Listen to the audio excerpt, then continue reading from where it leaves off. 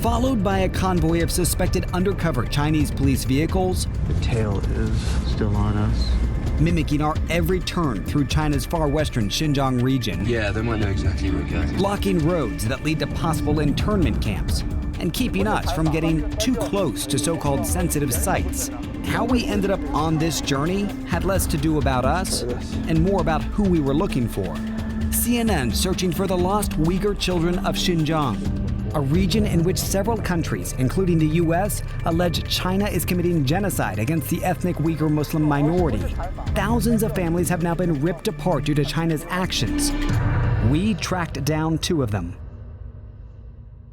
Now in Adelaide, Australia, Mahmoudjan Abdurrahim constantly replays the only recent videos he has of his daughter and son. Daddy! He has not held his wife or their children in more than 5 years. He is among thousands of families from Xinjiang who've been torn apart, according to a new Amnesty International report. In April 2017, the mass internment had started, and as one of the first people detained, my wife was detained too. Before they were separated, Mahmoudjan was studying for a PhD in Kuala Lumpur. His wife was studying English there. We were happy as a family. It was a good old days. But Mahmoudjan's wife lost her passport while abroad in Malaysia. Chinese officials told her that to renew it, she had to go back to Xinjiang. She brought the couple's 2 young children with her, thinking they'd soon be able to travel back to be with her husband. But that was late 2015. Amnesty says the forced separation of families allows China to control the narrative, keeping something precious to dissuade their loved ones outside the country from bad-mouthing China. Chinese officials have repeatedly pushed back against claims of genocide in Xinjiang. So we decided to try to find the missing children ourselves, with permission from their parents. The 5-plus-hour flight from Beijing ended with a strange request from the cabin crew. As we approached Kashgar's airport to land, all window shades had to be shut. No explanation why. We went through a standard COVID test for all arriving passengers. Bye, thank you. Loaded up a rental car and roamed without anyone stopping us. Though, like much of China, you're always watched. You immediately encounter the vibrant and richly diverse culture of this region. The faces, all so different, perhaps not what you'd expect in China. From the Grand Bazaar to the Central Mosque, we strolled through the reconstructed Old Town. It's here we began to notice people trailing us. There are usually individual men on phones and kind of keeping a social distance, shall we say. But it seemed they wanted to know who we were searching for. This video of Mahmoudjan's little girl was a critical clue for us. We matched the alleyways of Old Kashgar with the backdrop in the video. The first day, no luck. Hit another dead end. This might be it. Let's try this. 24 hours and 20,000 steps later, we weaved our way through one last corridor, and suddenly... That's her. Do you know this man? Is he your father? That's your dad. The daughter and her grandparents, Mahmoudjan's mom and dad, were not expecting us, but they let us into their home. Mukhlisa told me she's going to turn 11 in May, but amidst her innocence and awareness not to say too much, she told us she'd not spoken to her father since 2017.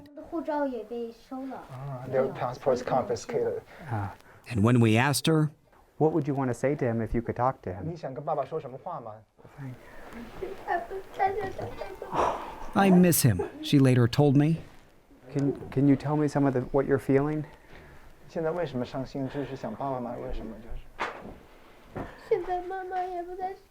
I don't have my mom with me right now. I don't have my dad either. I just want to be reunited with them, she told me. Off camera, her grandmother overcome by grief.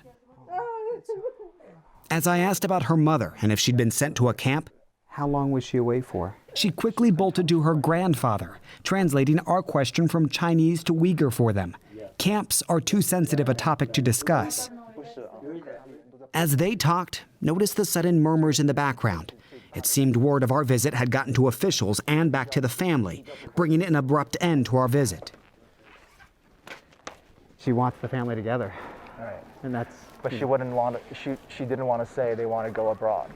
But we still wanted to know where Mahmoudjan's wife and son were. The family says they'd been living with her parents in a house nearby. It's locked on the outside, so unless they're gone for the day or they're gone permanently.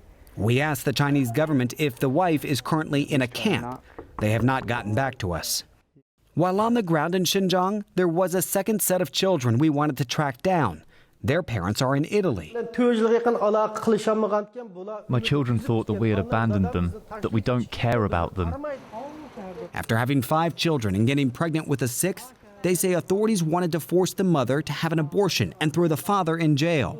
The policies were too strict. It was impossible to take all our children together with us. So we left our homeland and our children in desperation. The older children, now aged between 12 and 16, were left behind with their grandparents. Mirheban and Ablekim hoped the separation would be temporary until they could secure more visas. But they went nearly 4 years unable to contact their children. And they got word that family members were being rounded up and sent to camps. Determined to reunite the family, their cousin in Canada, Arafat Ablemet, choreographed their escape attempt from half a world away. Their parents had finally secured visa approvals from Italy for their children.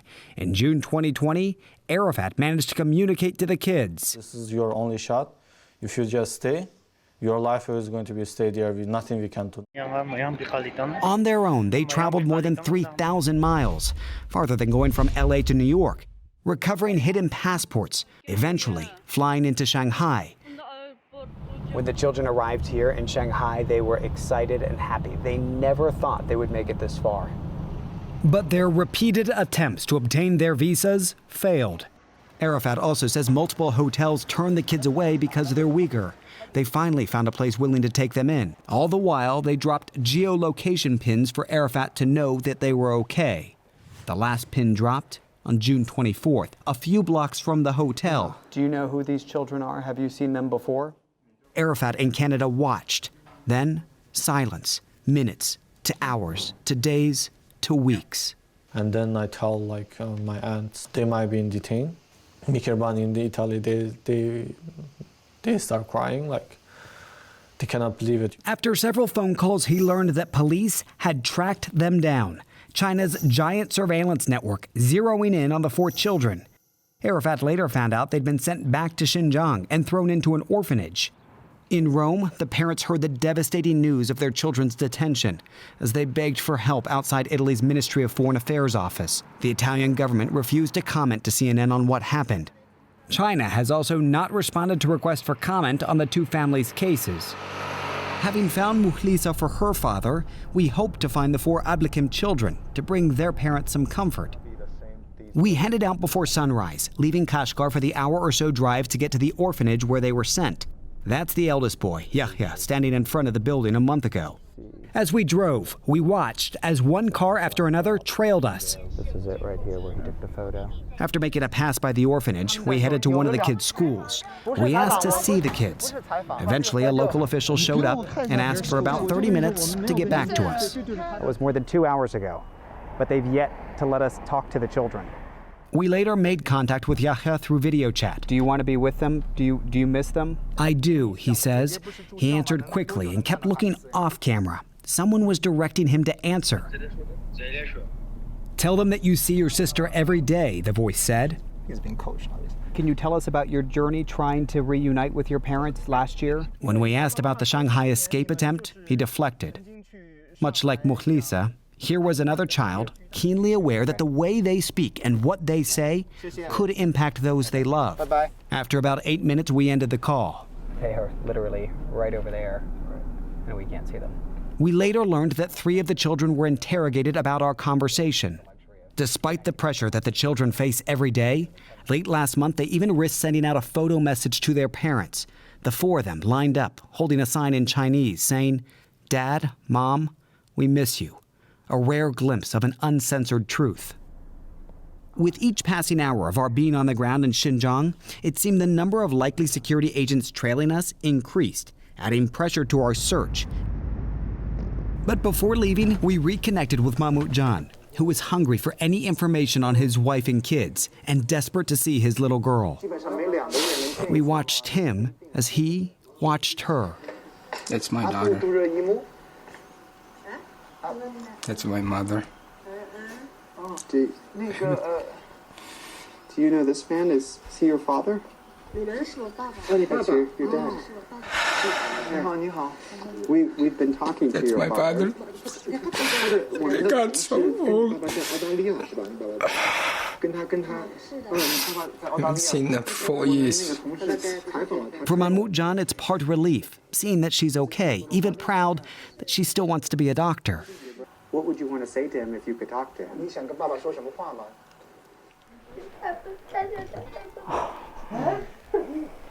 But to see her break down, sending her love to her father, well, no dad, no matter how strong, can hide that agony for long. Poor thing.